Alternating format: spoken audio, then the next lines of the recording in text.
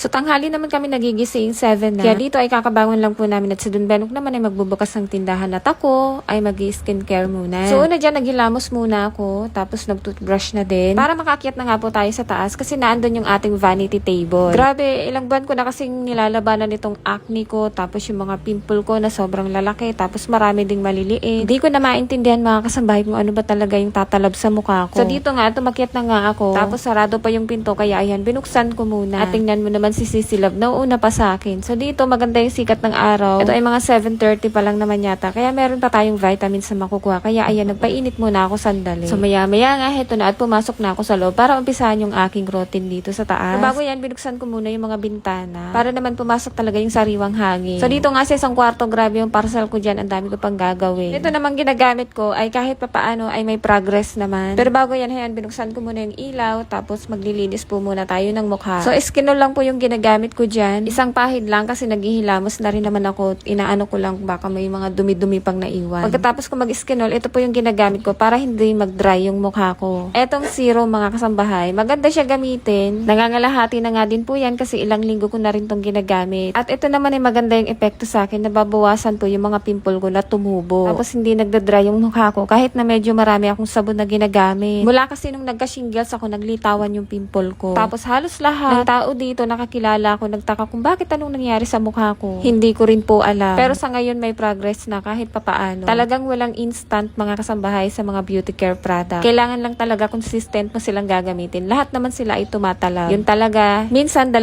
linggo o minsan 1 buwan pa siya bago tumalab. Sisipagan mo lang talaga mag-skincare. Ako pa naman ay tamad na tamad sa ganito pero dahil may inaalagaan akong mukha, talagang hindi ko na matiis yung mga pimple ko. Kaya heto, napipilitan talaga ako kahit hindi ko naman talaga to routine sa umaga.